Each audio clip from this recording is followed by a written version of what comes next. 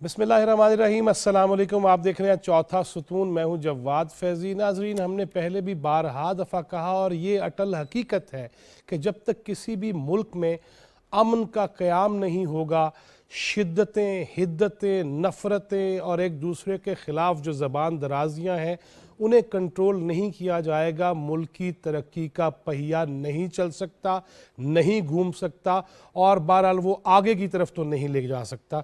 हाँ, वो रिवर्सल हो सकता है, वो रिवर्स हो सकता है, वो पिछली जानब चल सकता है, लेकिन कब तक इस मुल्क के अवाम सिर्फ बयानात सुनते रहेंगे और वो ये पढ़ते रहेंगे कि सारे मामला ठीक हो जाएंगे। उसके लिए जहाँ अवामी सतह पे कुर्बानियों की एक लंबी चौड़ी फहरिस्त है, वहाँ पे हर हुकूमत ने ये दावा ज़रूर किया, मगर हमने ये देखा कि जब भी मुल्क अज़ीज़ पाकिस्तान के अंदर दहशत गर्दी के अफरीत ने सर उठाया, हमें दबोचने की कोशिश की, तो उसमें जहाँ हमारे जवानों ने सीना सपर होकर शहादतें हासिल की, दुश्मन को नाकों चने चबवाए, उसके साथ साथ अवाम ने भी बहुत सारी कुर्बानियाँ दी।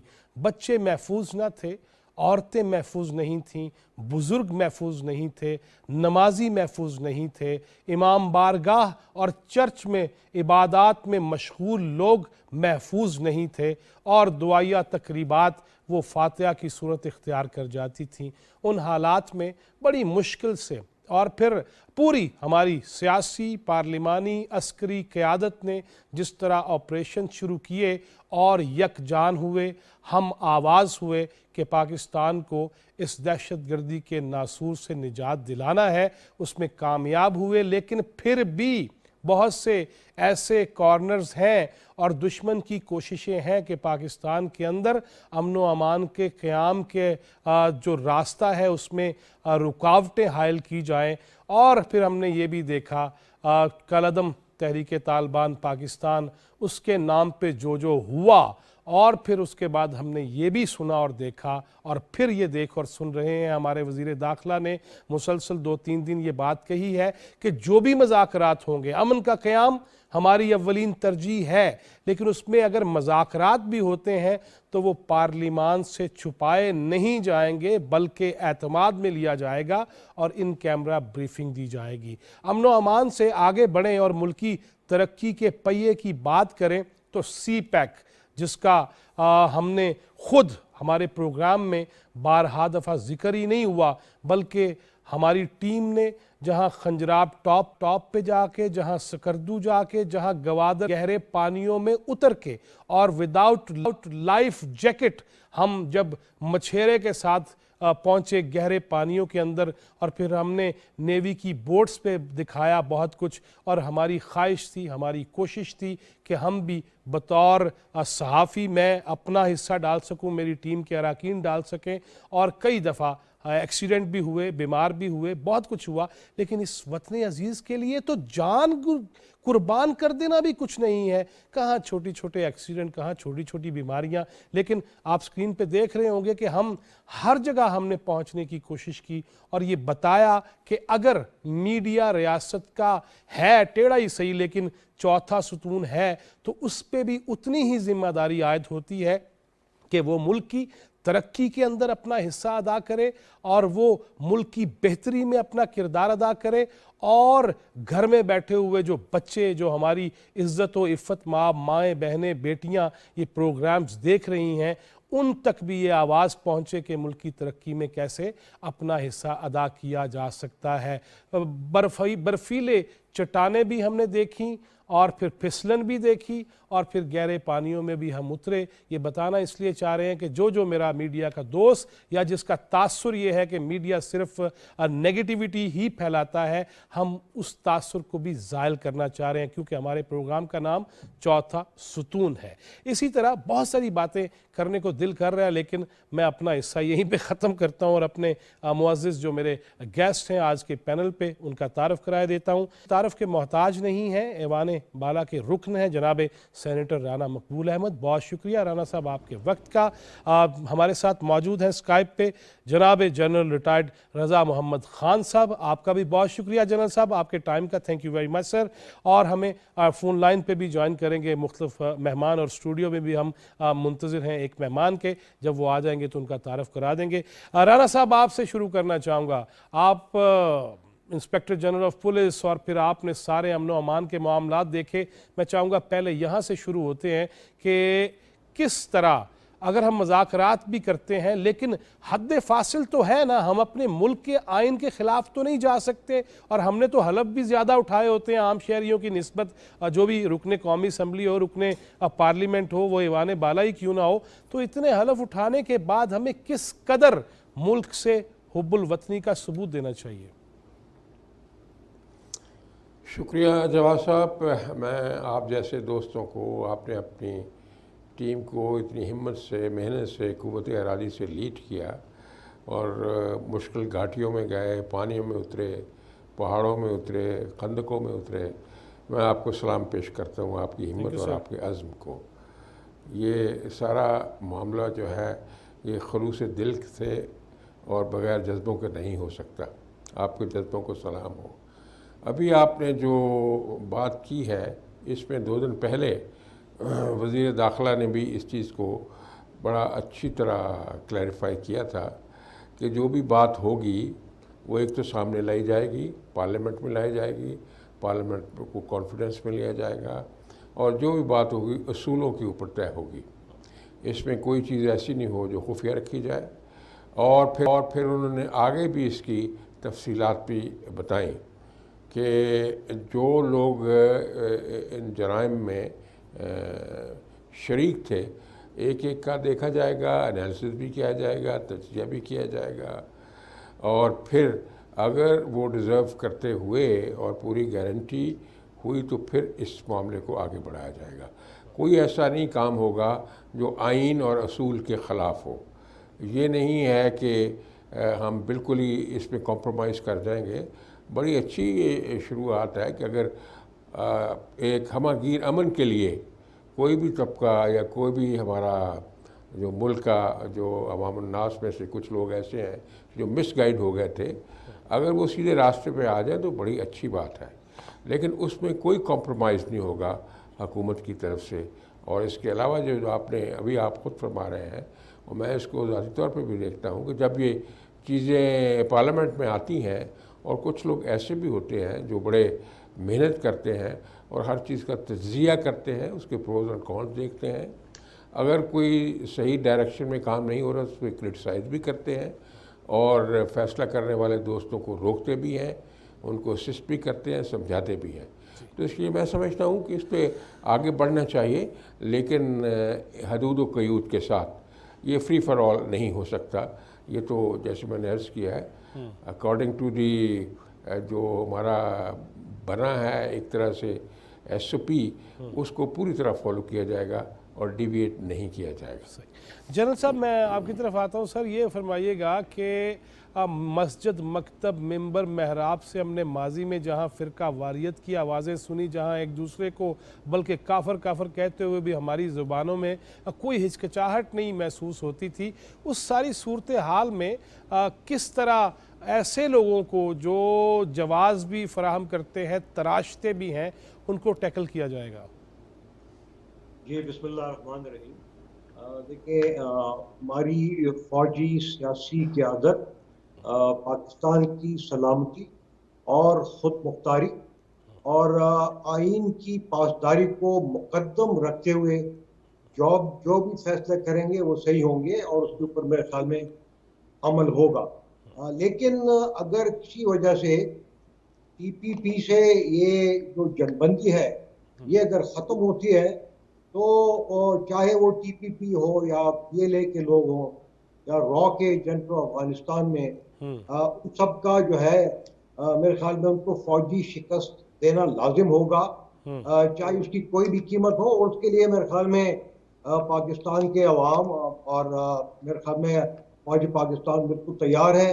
اور یہ میں آپ کو بتاتا چلوں کہ دیکھیں یہ ہماری جو امن کی کوششیں ہیں، ہمارے افغانستان میں جو لوگ بیٹھے ہیں اور جو پاکستان کی سرحدوں کے اوپر حملے کر رہے ہیں اور بے گناہ لوگوں کو شہید کر رہے ہیں، ان کو یہ بات چیت کا یہ جو پروپوزل ہے، اس کو ہماری کمزوری نہیں سمجھنا چاہیے۔ یس ہم صرف یہ کر رہے ہیں کہ امن کو ایک موقع دے رہے ہیں تاکہ یہ نہ کوئی کہے کہ بھئی ہم نے کوشش نہیں کی۔ اچھا، اب صورتحال یہ ہے کہ دیکھیں، یہ جو ٹی پی پی والے ہیں جتنے بھی ہیں، یہ دراصل پاکستانی شہری ہیں اور بغیر کسی پاسپورٹ کے، بغیر کسی ویزے کے، غیر قانونی طور پر افغانستان میں مقیم ہیں۔ تو ہونا تو یہ چاہیے کہ افغانستان کی حکومت ان کو فوراً ہمارے حوالے کرے اور وہ لوگ یہاں پہ آئیں اور ان کے اوپر جو مقدمات ہیں ان کا سامنے کریں۔ اگر ان کو جیل ہوتی ہے تو سزائیں کاٹے، اگر وہاں سے بری ہوتے ہیں تو ٹھیک ہے، وہ پھر یہاں پہ عام شہریوں کی طرح رہیں۔ وہ پاکستان کو کوئی ڈکٹیشن جو ہے وہ نہیں دے سکتے، اور ان کو آئین پاکستان کو ہر طرح سے مکمل طور پہ ان کو تسلیم کرنا پڑے گا، اور ان کو برابری کی بنیاد پر بھی جو ہے نا پاکستان کے ساتھ مذاکرات کی، میرے خیال میں کوئی ان کو اس پہ غلط فہمی نہیں ہونا چاہیے، کیونکہ یہ ایک ٹیررسٹ گروپ ہے اور یہ پاکستان جو ہے ایک پرامن ملک ہے، تو یہ برابری اس پہ کوئی نہیں ہے۔ لیکن چونکہ افغانستان کی حکومت نے چاہا ہے کہ بات چیت کو ایک موقع دیا جائے، تو میرے خیال میں یہ کوشش ہونی چاہیے، لیکن ساتھ ساتھ افغانستان کی حکومت کو اس بات کی ضمانت بھی دینی چاہیے کہ اگر امن کے معاہدے کے بعد پاکستان کے اوپر دوبارہ حملے ہوتے ہیں تو ان کے وہ ذمہ دار ہوں گے، اور پاکستان کو یہ حق حاصل ہوگا کہ وہ جس طرح مناسب سمجھے ان کے خلاف جو ہے وہ کارروائی کرے۔ ساتھ ساتھ یہ لازم ہے کہ پاکستانی افواج اور قوم وہ چوکندہ رہے۔ جو پاک افغان بارڈر ہے اس میں تھوڑے سے گیپ ابھی بھی ہیں، اس کے اوپر تیزی سے انشاءاللہ کام ہو رہا ہے، وہ شاید بہت جلدی مکمل ہو جائے، لیکن جو پاک ایران بارڈر ہے اس میں ابھی بہت زیادہ گیپس ہیں، اس کے اوپر میرے خیال میں صرف 40% کام ہوا ہے، تو اس کو بھی تیزی سے مکمل کرنا پڑے گا اور اس کو بجٹ بھی کرنا پڑے گا۔ تو میرے خیال میں یہ سلسلہ شاید جب آگے بڑھتا ہے تو ساتھ ساتھ جو پاکستان کی فارن پالیسی ہے اس کے بارے میں، اور اسی طرح جو ہماری جو سیاسی قیادت ہے، فوج پاکستان ایک دوسرے کے ساتھ مل کر جو فیصلے کریں گے میرے خیال میں وہ مناسب ہوں گے اور اس سے پاکستان میں امن قائم ہوگا انشاءاللہ۔ انشاءاللہ۔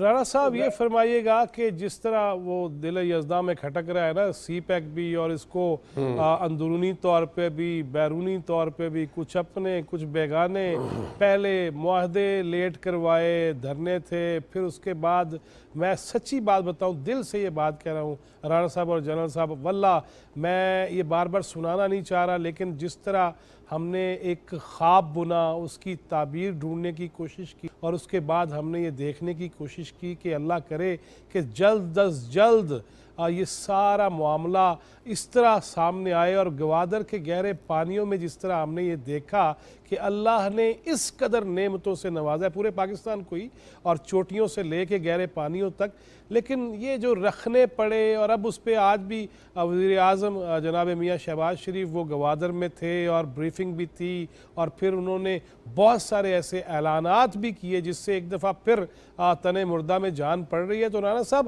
پھر دشمن تو پھر سازش کی کوشش کرے گا، ہمیں بحیثیت مجموعی کیسے اس کا مقابلہ کرنا ہے؟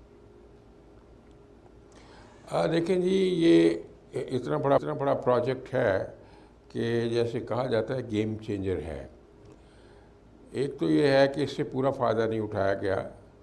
میاں نواز نے بڑی محنت کے ساتھ بطور ایک بڑے لیڈر کے اس کا بیڑا اٹھایا اور اتنی فنڈنگ کروائی چائنیز سے، اور اتنے پروجیکٹ شروع ہوئے جو کبھی پہلے پاکستان کی تاریخ میں شروع نہیں ہوئے تھے۔ اس میں چلو ہندوستان کی تو ایک فطرت بھی ہے، اس کا پلان ہمیشہ رہتا ہے کہ پاکستان کو سٹیبلائز نہ ہونے دیا جائے، اور پہلے اٹامک پاور تو ہے، وہ بھی آپ کو پتہ ہے یہ 1998 में मियाँ नवाज शरीफ ने जब वो डेटोनेशंस की, धमाके किए और पाकिस्तान को वो डिफेंस इम्प्रेग्नेबिलिटी हासिल हुई जिससे ये मिलिटरीली इनविंसिबल हो गया। लेकिन अब वो खुफिया तरीके से इसके ऊपर हमलावर होते हैं गाहे गाहे और इसको डिस्टेबलाइज करने की कोशिश करते हैं। इससे बढ़ के अफसोस की बात यह है कि हमारे नादान दोस्त हैं, जैसे मुझे याद है कि वो इंडस्ट्रियलिस्ट हैं, उन्होंने वो मिनिस्टर कॉमर्स थे, उन्होंने इसके बारे में बयान चाइनीज़ बड़े हसास हैं अपने मामलात के बारे में, तो उन्होंने रज़ाक दाऊद ने ये बयान दाग दिया और तरह तरह की शकूक व शुबहात का इज़हार किया। और इसी तरह असद उमर साहब ने और बाकी लोगों ने, साबका वज़ीर आज़म ने भी मुख्तलिफ़ तरीक़ों से इसके ऊपर मनफी तौर पर असरअंदाज होने की कोशिश की।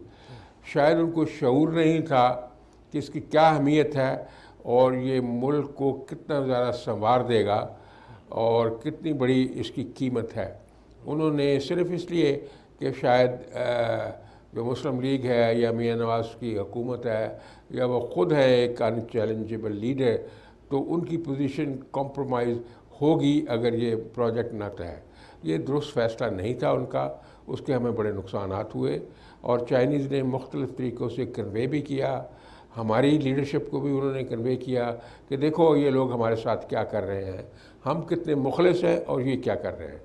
अल्लाह करे अब ऐसा ना करें आगे, और आप देखेंगे कि अगर ये प्रोजेक्ट जो है पाया तकमील तक पहुँचते हैं तो पाकिस्तान जो है उसकी हैत बदल जाएगी। ख़तरा ये है जो पाकिस्तान की इंटायर पाकिस्तान फोर्सेस हैं कि ये मिलिटरीली तो इनविंसिबल है ही, अगर ये इकनॉमिक पावर बन गया तो फिर हम क्या करेंगे। इसमें दो तीन एजेंसीज, जनरल साहब विल बेयर मी आउट, इसमें अलायंस करती हैं आपस में, रॉ है, मोसाद है और भी एक दो एजेंसीज हैं जो इसमें आके एक मुसीबत खड़ी करने की कोशिश करते हैं। आपने देखा मुख्तलिफ़ जगहों पे इंडियन रॉ एजेंट्स के जो लिंकेज हैं वो साबित हुए इन्वेस्टिगेशन में। तो इसलिए ये ख़तरा जो है इसको मुकाबला करने के लिए ऑफ कोर्स आपकी जो इंटेलिजेंस है उसको गैल्वेनाइज करना पड़ेगा आपको, और सारी कोऑर्डिनेशन करनी पड़ेगी, अपनी कॉम्बैट कैपेबिलिटी को इंटैक्ट रखना पड़ेगा, और बहुत ज़्यादा विजिलेंस की ज़रूरत है जिसमें कम्युनिटी का अपना रोल है, एजेंसीज़ का अपना रोल है, बाकी स्टेक होल्डर्स का अपना रोल है। बाहर एक ये क्रूसेड की कैफियत है, और मेरा यकीन है इंशाल्लाह, जैसे पहले आपने देखा कि टेररिज्म एक क़यामत बर्पा कर रहा था, लाहौर में कितने धमाके होते थे, लेकिन जो टेररिस्टों का हाल हुआ वो भी उनको पता है कि क्या हुआ है। जो मुख्तलिफ जो ऑर्गेनाइजेशन हैं उनके हाथों, पुलिस के हाथों, CTT के हाथों, आर्मी ऑर्गेनाइजेशंस के हाथों उन्होंने जुल्म तो किए हैं, लेकिन they have paid through nose. तो इसलिए मैं समझता हूँ हमारे पास कैपेबिलिटी भी है, स्किल्स भी हैं और जुर्रत व हिम्मत भी है। तो इंशाल्लाह बड़ी कामयाबी से इसको कर लिया जाएगा। लेकिन जो हमारे पॉलिटिकल दोस्त हैं, जैसे मैंने अभी PTI के लोगों की बात की है, उनको होश के नाखन लेने चाहिए, और जो मुल्क की बड़ी कॉज है उसमें एक दूसरे के साथ तावन करना चाहिए, सिर्फ अपने ज़ाती मकासद के लिए टांगे नहीं खींचनी चाहिए। नहीं खींचनी चाहिए। ये असूल है, इसको तय कर लेना चाहिए। राणा साहब, आप वापस आऊँगा जनरल साहब से पहले मैं ये चाहूँगा, हमारे साथ फ़ोन लाइन पे हैं साबिक़ आला गिलगित बल्तिस्तान जनाब हाफिज़ हफीज़ुर रहमान। अस्सलाम वालेकुम हाफिज़ साहब। जी वासलाम भाई साहब। अल्लाह का शुक्र है। हाफिज़ साहब, मेरे साथ आज मेहमान है जनरल रिटायर्ड रज़ा मोहम्मद ख़ान साहब और सेनेटर राना मकबूल अहमद साहब। लेकिन आपको ये ज़हमत इसलिए दी है कि उन दिनों जब ये CPEC का आगाज़ हुआ और मुझे भी आपके साथ बहुत सारी जगहों पे जाने का इत्तेफाक हुआ और हमारी टीम को आपने देखा भी, अब दोबारा आज फिर जो हम देख रहे हैं, इससे पहले भी शहबाज शरीफ साहब गए गवादर, आज फिर वहाँ पे मौजूद थे और उन्होंने बहुत सारे ऐसे ऐलानात किए। ये दुश्मन नहीं चाहता हमारी तरक्की हो, तो कैसे बहैसियत मजमूई हम ये मैसेज देंगे कि हमारे जवान भी चौकन्ना हैं, हमारे इदारे भी मुतहर्रक हैं, फ़ाल हैं, अवामी सतह पे भी हमें ये जो छोटी छोटी 1.5 ईंट की मस्जिदें और मुल्क के मामलात को ख़राब करने की सियासत है, उससे कैसे रुकना होगा? फैज साहब शुक्रिया आपके साथ बैठे हुए गेस्ट को भी सलाम मेरी तरफ से। यकीनन जो इस वक्त हमारे मुल्क की जो सूरत हाल नहीं है, کی طرف میں دیکھیں تو ایک بہت زبردست چیز صورتحال کو سامنے رکھتے ہوئے ایک نیشنل ایکشن پلان بنا تھا اور اس میں قائد محترم نواز شریف صاحب نے پوری قوم کو یکجا کیا. لیکن اس سے پہلے بھی یہ یاد رکھیں کہ جنرل پرویز مشرف کے زمانے میں بھی ہمارے ٹیررزم لڑے تھے لیکن ہمیں وہ کامیابی اس لیے نہیں مل رہی جو پولیٹیکل سپورٹ نہیں, جو آپ کی عوام کی تائید چاہیے وہ نہیں. تو 2013-14 میں جب نیشنل ایکشن پلان بنتا ہے, ملک کی نیشنل لیڈرشپ جو ہے وہ اس کرائسس کے دوران اپنی پولیٹیکل اونرشپ لیتی ہے اور ایک پیٹرن سے آتی ہے. اور اس کے بعد میرے اپنے علاقے کو مثال لیں گے, یہاں پہ فرقہ وارانہ فسادات دہشت گردی میں یہاں پہ مجھ سے پچھلی گورنمنٹ جو تھی نون لیگ سے پہلے تو 300-400 لوگ قتل ہوئے تھے. یہ علاقے دنیا سے نظروں سے اوجھل ہو چکا تھا. تو اس کی نیشنل ایکشن پلان سے ہم سب نے مل کے عمل درآمد کیا, مرکز ہیں. اور آج سے 5 سال ہو گئے جیسے بلوچستان میں آپ دیکھتے ہیں کہ یہاں پہ ایک ہی دہشت گردی کا واقعہ دور میں نہیں ہوا. اب جو آپ نے پیغام جو بنایا ہے اس کے لیے ضروری یہی ہے کہ ہمارا جو ملک کی سلامتی ہے بیرونی جارحیت کے لحاظ سے وہ ایٹمی دھماکوں نے اور نواز شریف صاحب کے 28 مئی کے فیصلے نے تو ملک کو اس حوالے سے محفوظ کر دیا. اب دشمن کی ارادی یہ ہے کسی بھی طرح ملک کے اندر کیسی انتشار پیدا کیا جائے, معاشی طور پر ہمیں کمزور کیا جائے اور سیاسی طور پہ پولرائزیشن کی جائے کہ جس کے بعد کیسی لیڈرشپ آپس میں بیٹھنے لگے جس ایجنڈے پہ عمران عمل کر رہے ہیں. اور انہوں نے دیکھیں 4 سال میں ایک طے کر کے آیا تھا کہ میں سیپیک کو رکواؤں گا. 4 سال میں انہوں نے رکوانے میں وہ کامیاب ہوا. ایک پروجیکٹ سیپیک کا نہیں ہوا. میں ایز اے چیف منسٹر میں نے پچھلے الیکٹڈ پرائم منسٹر کے ساتھ 2 سال کام کیا. 2 سالوں میں ایک نیشنل ایکشن پلان کی میٹنگ نہیں ہوئی کہ اس کے اوپر کسی قسم کی کوئی سنجیدگی نہیں نظر نہیں آئی. ہم نے بہرحال لکھا اس وقت کے پرائم منسٹر کو کہ صورتحال خراب ہو رہی ہے, ہم کہے گی میں افغانستان میں جو صورتحال پیدا ہو رہی ہے, کشمیر میں جو صورتحال پیدا ہو رہی ہے, اس کے لیے ضروری ہے کہ ہم اپنے گھر کو ہاؤس ان آرڈر ضرور کریں. تو انہوں نے کبھی دھیان نہیں دیا. ان کا دھیان یہی تھا کہ میں نواز شریف کو کس طرح سزا دلاؤں, نواز شریف کو کس طرح سزا دلاؤں, نون لیگ کو کس طرح کچلوں. جب ملک کا حکمران اپنے مخالفین کو کچلنے کے لیے ریاست کے وسائل کو استعمال کرتا ہے اور نوجوانوں کو نفرت سکھا دیتا ہے, اکنامکلی آپ کی جو ہے وہ ملک میں جو ہے وہ تباہ کر دیتا ہے. آج آپ دیکھیں نواز شریف صاحب گوادر میں گئے, دوسری تیسری دفعہ گوادر کے جو پروجیکٹ ہے اس دور میں فیصلہ ہو چکا تھا, اس کے تیسری وقت بن چکے تھے. 4 سال میں اس کا کچھ نہیں ہوا. اس کے بعد آج 4 سال قوم کے ضائع بھی ہو گئے, قوم کو تقسیم بھی کر دیا گیا, معاشی لحاظ سے کمزور بھی کیا گیا اور سفارتی لحاظ سے کمزور کیا گیا. لہٰذا وقت کا ضرورت ہے کہ خان صاحب کی کو فیس کر کے فیصلے نہ کیے جائیں. جتنی جماعتیں جہاں پہ ملک میں نیشنل لیول پہ جمع ہے, خان صاحب کو مجبور کیا جائے کہ وہ آ جائے, ڈائلاگ پہ آ جائے اور بات چیت پہ آ جائے. صحیح. حافظ صاحب آپ سب ہمارے ساتھ ہی رہیے گا فون لائن پہ. سر میں جنرل صاحب کی طرف جانا چاہتا ہوں. جنرل صاحب, سیاست سے اگر ہٹ کے ملک کی بات کی جائے اور سی پیک اتنا بڑا منصوبہ ہے اور جس طرح رانا صاحب نے بھی یہ فرمایا کہ دشمن اور اس کی ایجنسیز جو ہے وہ تو پے در پہ کوشش کریں گے, سازش کریں گے, لیکن جس طرح کچھ واقعات ماضی میں ہوئے بھی کہ ہمارے جو چائنیز دوست تھے جو یہاں کام کر رہے تھے ان پہ جس طرح اٹیک ہوئے اور جس طرح کراچی میں واقعہ ہوا, اس سارے معاملے میں ہمارے فوجی جوان تو چکنا ہیں, ہمارے ادارے تو الرٹ ہیں, متحرک ہیں, لیکن عوامی سطح پہ جو سیاسی طور پہ ہم ایسی گفتگو کر جاتے ہیں کہ بڑے چھوٹے کا ادب اداب بھی نہیں رہتا اور تلخیاں بڑھ جاتی ہیں. جنرل صاحب اس کو کیسے کم کریں گے؟ دیکھیں بات یہ کہ پاکستان میں جب تک سیاسی استحکام نہیں آئے گا تو معاشی استحکام جو ہے وہ بڑا ایک مشکل ٹارگٹ بن جاتا ہے. اچھا, آپ نے بات کی سی پیک کے سیکیورٹی کے لیے, تو اس کے لیے تو ایک اسپیشل سیکیورٹی ڈویژن ہے, لیکن میرے خیال میں حال ہی میں پاکستان اور چین کی حکومت نے یہ مشترکہ فیصلہ کیا ہے کہ اس کی سیکیورٹی کو دونوں ممالک مل کر اس کو یقینی بنائیں گے انٹیلیجنس شیئرنگ سے, اور بہت سارے اور جتنے بھی سٹیپس ہیں اس سے جو ہے نا مل کر کریں گے.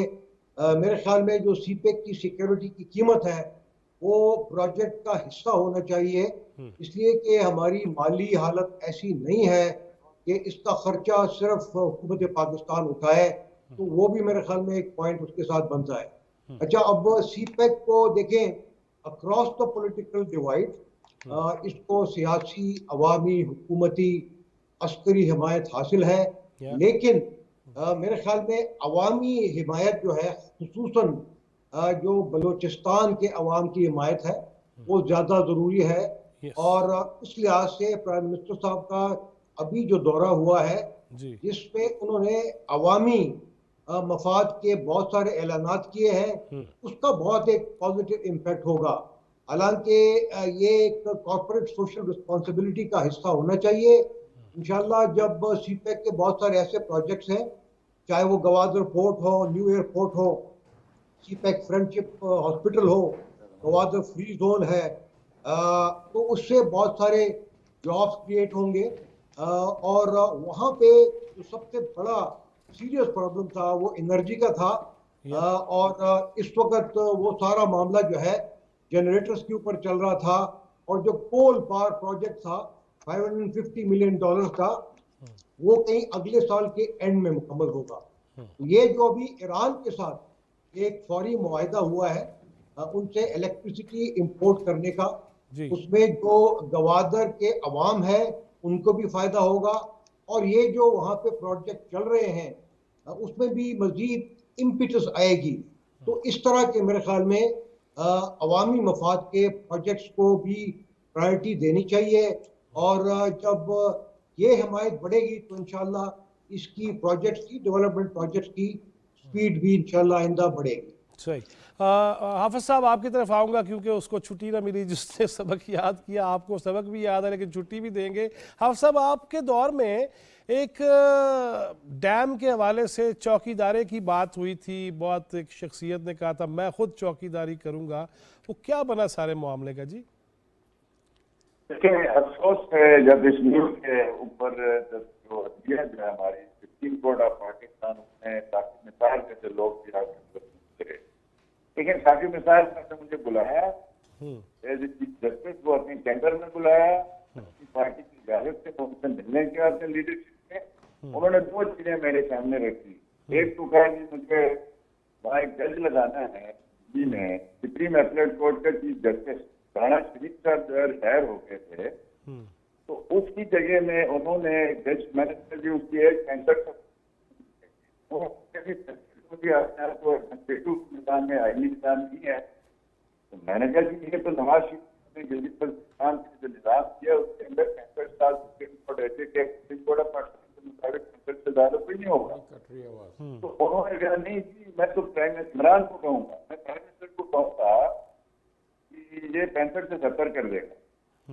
क्या जुल्म करते हैं। तो वो जज साहब जो थे, जो वो लगवाना चाहते थे मानहानि में नवाज शरीफ को सजा देने वाले बेंच का हिस्सा, उसका नाम है जस्टिस एजाज मंसूर के एजाज नामी कुछ सकता है। तो एक चीज उनकी मैंने अल्हम्दुलिल्लाह मैंने कहा मेरा हाथ करेंगे, मैं उस शख्स को नहीं कर सकता जिसने मेरे लीडर को हाफिज साहब मैंने इसलिए रिक्वेस्ट की थी, लैंडलाइन नंबर आपकी आवाज़ काफ़ी कट रही है और मुझे ब्रेक पे भी जाना है। आपको नेक्स्ट आप तशरीफ़ लाते हैं या दोबारा प्रोग्राम में तफसील से बात करेंगे इस पर, और बड़ी तफसीली बात करना भी चाहूँगा, ताकि जहाँ हमारे तरफ से कुछ कोताहियाँ हैं जिसकी भी तरफ से, उस पर भी हल्के फुल्के अंदाज में हम ये तैयार करें कि आइंदा ऐसी नहीं होनी चाहिए। नाज़रीन, एक छोटा सा ब्रेक लेंगे, ब्रेक के बाद स्टूडियो में भी मेरे मेहमान आ चुके हैं, उनका भी तारुफ कराता हूँ, लेकिन ब्रेक के बाद हमारे साथ ही रहिएगा।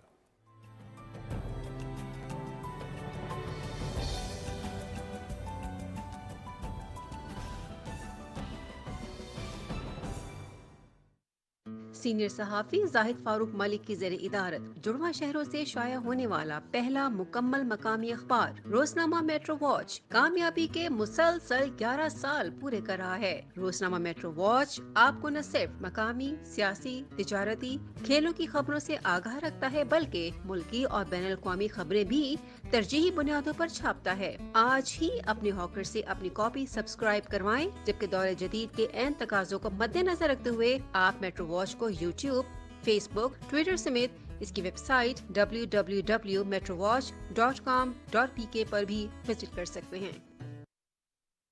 आलमी बरतरी के लिए बड़ी ताकतों की लड़ाई हो या फिर अमन मुआहदों की सफबंदी, मईशत में उतार चढ़ाव हो या फिर दुनिया भर में बढ़ती महंगाई,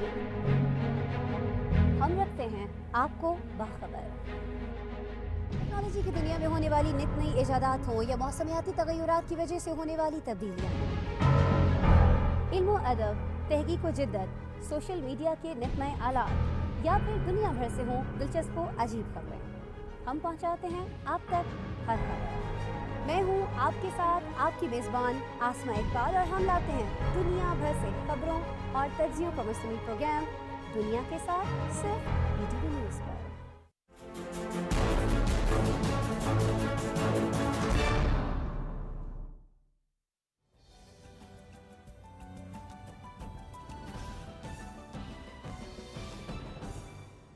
वेलकम बैक नाज़रीन, आप देख रहे हैं चौथा सुतून। मैं हूं जवाद फैज़ी। ब्रेक से पहले ये बात हुई कि मुल्क के इस्तेहकाम के लिए, अमन के क़याम के लिए हम हर हद से गुज़र सकते हैं। दुश्मन को ये मौका नहीं देंगे कि वो हमारी सफ़ों में घुसे और इंतशार पैदा करने की कोशिश करे। इसी तरह CPEC जो एक बड़ा मिसाली मंसूबा और जिस पे मैं पहले भी अर्ज़ कर चुका हूँ ब्रेक से पहले कि हर तरफ हम पहुँचे और दिखाया कि किस किस तरह अल्लाह ने हमें नेमतों से माला माल कर रखा है। और मैं तो हमेशा ये कहता हूँ कि 1954 में जब अभी पाकिस्तान नौमौलूद था तब पैसे दे के हमने किस तरह गवादर लेने के सौदे किए और कैसे कैसे आगे बढ़े, लेकिन दुश्मन रखना डालता रहा, साजिशें करता रहा और हमें इसमें कामयाब नहीं होने दिया। इसी पे बात करेंगे।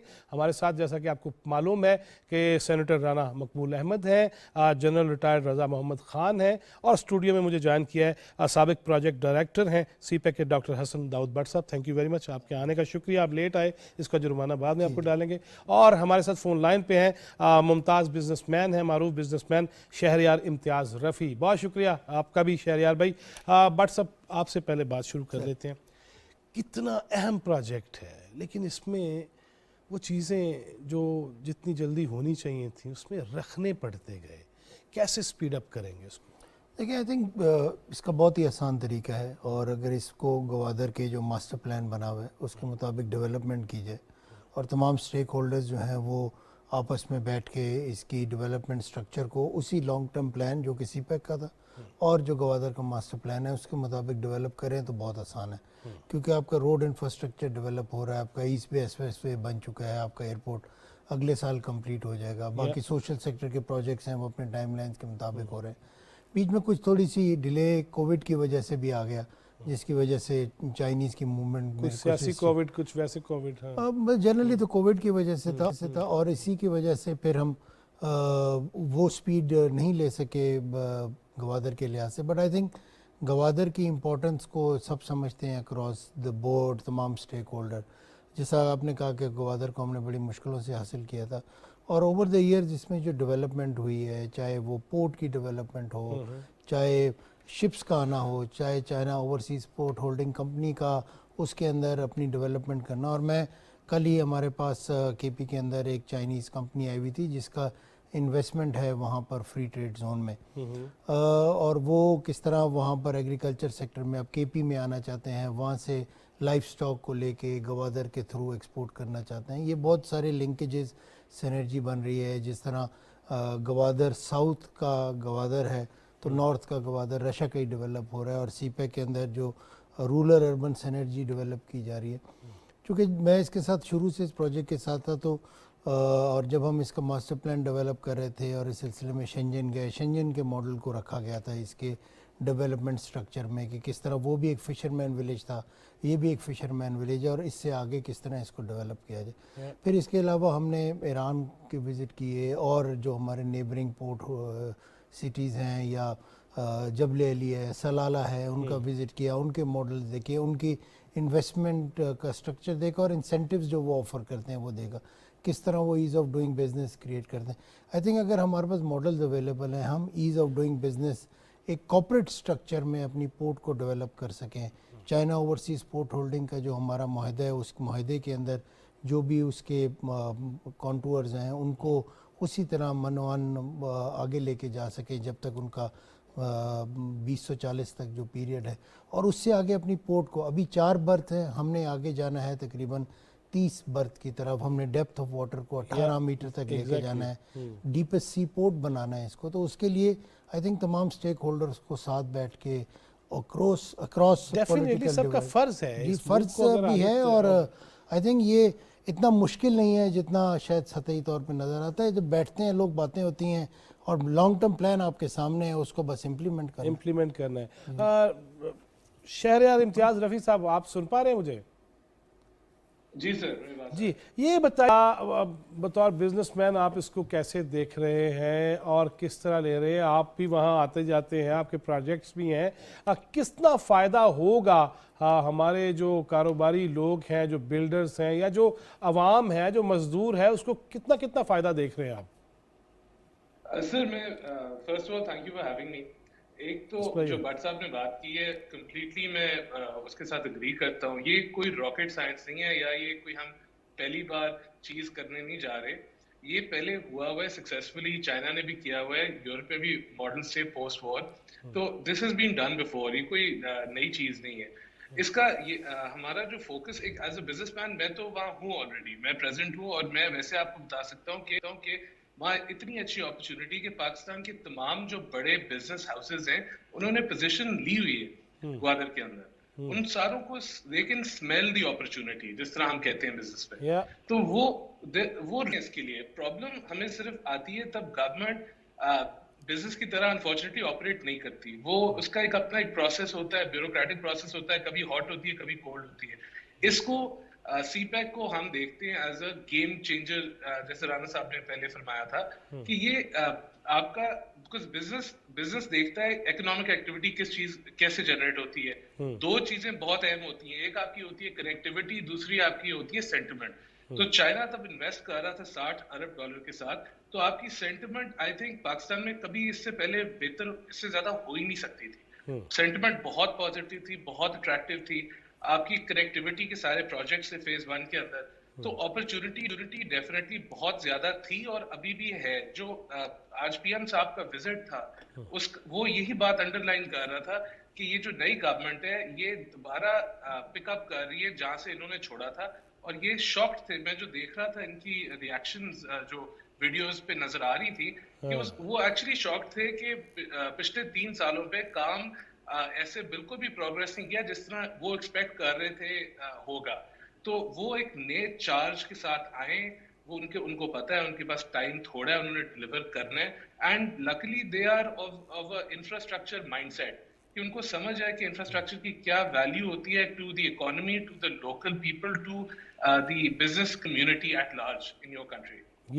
رانا صاحب آپ کی طرف واپس آتا ہوں. جی تھوڑا سا اس کو یوں دیکھیے، میں بٹ صاحب سے بھی پوچھوں گا، جنرل صاحب سے بھی پوچھوں گا کہ واٹر بریک پروجیکٹ بھی ہے، دیگر چیزیں بھی ہیں. رانا صاحب میں وہاں گیا نا جی، ایک بہت بڑے ہم وہ بیڑے میں چلے گئے اپنی جان کی پرواہ کیے بغیر، اور وہاں پہ مجھے انہوں نے بتایا، وہ بھی حصہ ہوگا کہیں نہ کہیں پروگرامز پڑے ہوں گے اس میں، انہوں نے بتایا کہ یہاں ایسی نایاب وہ جو سمندری حیات ہے نا، اور نہ جانے کیا کچھ ہے اس میں. اور وہاں تو ہمیں ڈر اس لیے بھی لگا کہ جب انہوں نے بتایا کہ اس بیڑے سے بھی بڑا کوئی بلا نکلتی ہے اور آتی ہے اور جاتی ہے، اور ہم 6 دفعہ کلا بازیاں کھا جاتے ہیں. اس قدر چیزیں موجود ہیں. لیکن مجھے جب یہ کہا جاتا ہے کسی سیاسی اختلاف کے باعث کہ دیکھیں جی پاکستان کو گروی رکھ رہے ہیں، یا اس پہ یہ ہو جائے گا، اس کو کیسے ٹیکل کریں گے، کیسے کاؤنٹر کریں گے، اور حقیقت کیا ہے؟ جواد صاحب، جو آپ کا پرائم منسٹر ہے اس کی قابلیت اور محنت اور ڈیڈیکیشن میں کوئی شک نہیں ہے. کل انہوں نے ایکسکلوسیو میٹنگ کی مسلم لیگ کے سینیٹرز کے ساتھ یسٹرڈے 10 o'clock. 1.5 گھنٹہ تک انہوں نے گفتگو کی.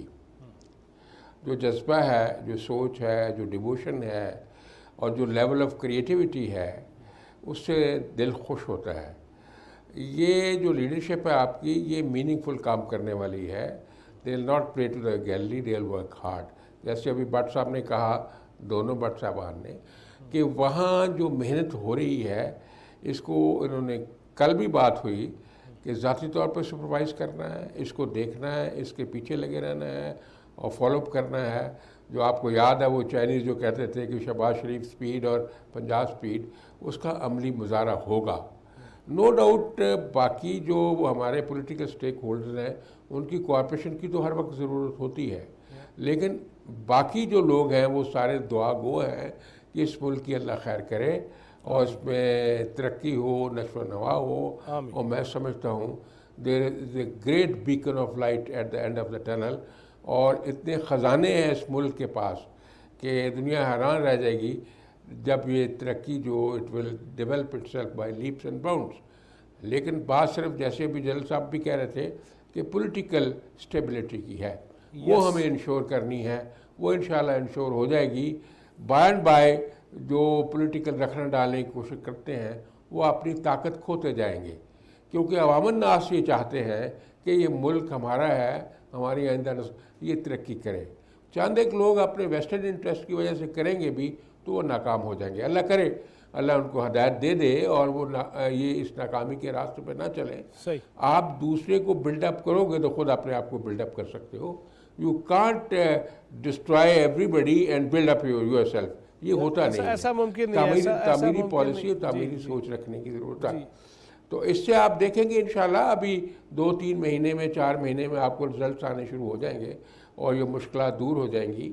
انرجی سیکٹر میں آپ دیکھیں وہ آ رہے ہیں 5 کارگوز جو ہیں وہاں سے قطر سے، ادھر سے ایڈیبل آئل کے 10 جو ہیں وہ شپ آ رہے ہیں، اور چائنا سے آپ کو ٹھنڈی ہوا آ رہی ہے، باقی جگہوں سے بھی آئے گی.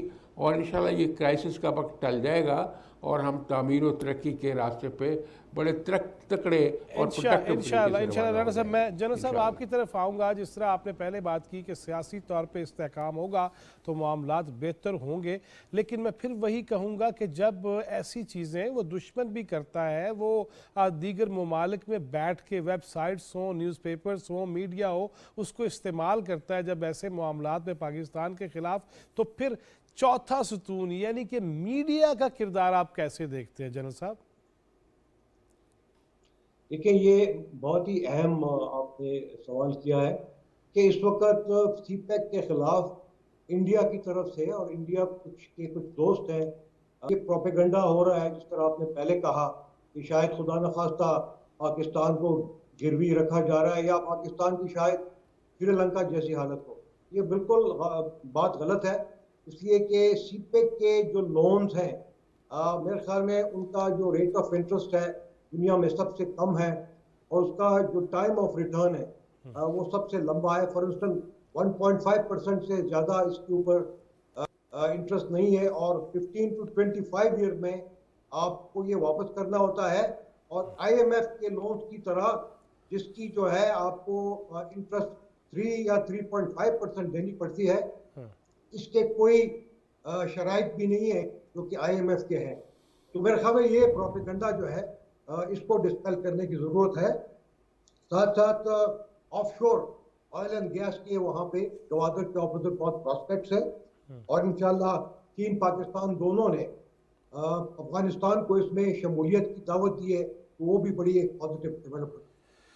بہت اچھی ڈیولپمنٹ ہوگی. بٹ صاحب آپ کی طرف واپس آتا ہوں اسٹوڈیو میں. یہ فرمائیے گا یہ پانی واٹر بریک اور اس کو ٹیکنیکلی آپ ماشاءاللہ بہتر سمجھتے ہیں، بہت بہتر سمجھتے ہیں، ناظرین تک بھی یہ بات کرنے کے لیے کہ کتنا ضروری ہے ایسے معاملات کو. اور آج وزیر اعظم صاحب نے بھی اس پہ خاص بات کی کہ اس کو فوری طور پہ پھر سے ایسا شروع کیا جائے جو پروجیکٹ تھا. کیسے دیکھتے ہیں کتنا ضروری ہے وہ؟ دیکھیں کسی بھی ملک کے پاس جس کے پاس 1100 کلومیٹر سے زیادہ کی کوسٹ لائن ہو، اس کے لیے بہت زیادہ محنت کرنے کی ضرورت نہیں ہوتی. آپ کی جو بلو اکانومی ہوتی ہے، and Shehryar is there also and he'll I think watch what I am seeing, وہ ان اٹ سیلف ڈیولپمنٹ کرتا ہے. آپ کا اوشن، آپ کی ایکوا میرین جو کلچر ہوتا ہے، اس کے علاوہ فشری کا ہوتا ہے، جو آف شور آپ انسٹالیشنز لگاتے ہیں ان کا ہو گیا، ریفائنریز آپ لگاتے ہیں آف شور. تو آپ کے پاس تو خدا نے اتنی زبردست کوسٹ لائن دی ہوئی ہے، آپ کے بیچز بہت خوبصورت ہیں، اور اس کو سر ڈیولپ کرنے کی ضرورت ہے. گوادر، ارمارا، کراچی، پورٹ قاسم، اور دنیا کے اندر سر آپ کسی بھی اکنامک ڈیولپمنٹ کا ماڈل اٹھا لیں، جس کنٹری نے پراسپرس फ्यूचर या इकोनॉमिक ग्रोथ ली है उसने अपनी पोर्ट्स की डेवलपमेंट की, और हम भी तो मैं समझता हूँ कि हमारे पास पोर्ट्स कम है, हमें तो हर सेक्टोरल वाइज पोर्ट बनानी चाहिए। एनर्जी के लिए पोर्ट कासिम, लॉजिस्टिक्स के लिए आप कराची को यूज़ कर लें, और मारा को मैरीटाइम सेक्टर के लिए यूज़ करें, गवादर को एक स्पेसिफिक रोल दें, उस पोर्ट को उसी तरह डेवलप करें, शिप यार्ड्स बनाएं, और इस तरह आपकी इकोनॉमिक ग्रोथ आराम से हो जाएगी। आपकी जो एम्प्लॉयमेंट है जनरेट होती है, लेकिन हम इसको over the years last 70 years हमने इग्नोर किया। मैं तकलमी की माफ़ी, मैंने तो ये देखा है मुख्तलिफ नॉर्थ अमेरिका और यूरोप में जहाँ जहाँ मैं गया रहा, तो मैंने देखा कि वो डेट्रॉयट और विंडसर के दरमियान एक दरिया गुजर रहा है, और लेकिन वो शिप के जरिए चीज़ें आ जा रही हैं, आमने सामने आवाज़ भी लगाओ ना ओए तो दूसरा कह रहा है हाँ जी, इस किस्म का है वो इतना। और वो हम लोग तो स्ट्रेटेजिकली बहुत ज़बरदस्त लोकेशन पे हैं। जो माल निकलना है, जो रसद निकलना है, जो ऑयल निकलना है स्ट्रेट ऑफ हॉर्मुज़ से, वो गवादर टच करेगा, उससे आगे फिर कराची टच, फिर आगे मलाका स्ट्रेट में जाएगा। सिमिलरली मैं एक छोटा सा, अगर आप इजाज़त दें तो आपके पिछले क्वेश्चन को रेफर करना ज़रूर ज़रूर, क्योंकि मैं बहुत क्लोजली नैरेटिव के अगेंस्ट जो सीपेक के था in my tenure as project director CPEC, उस पर काम करता रहा। देखिए कुछ तो वो कहते हैं ना, कुछ शहर दिल लोग भी जालिम सन, कुछ सानू मरंदा शौक। मैं एक स्टडी की 2017 में, हम्बन टूटा वर्सेस गवादर, क्योंकि मैं उस वक्त गवादर मास्टर प्लान में हम काम कर रहे थे, तो मैंने देखा कि हम्बन टूटा में जो श्रीलंकन्स हैं उन्होंने कम लिखा हुआ था, हमने ज़्यादा उसके मसाइल उजागर किए हुए थे।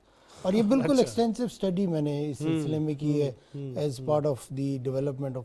सो आई थिंक हमें अपनी जो अपॉर्चुनिटीज़ हैं उनको ज़्यादा उजागर करना चाहिए। चैलेंजेस हम जब प्रोजेक्ट करते हैं तो स्वॉट एनालिसिस करते हैं, स्ट्रेंथ देखते हैं, वीकनेस देखते हैं, अपॉर्चुनिटीज़ देखते हैं, थ्रेट देखते हैं।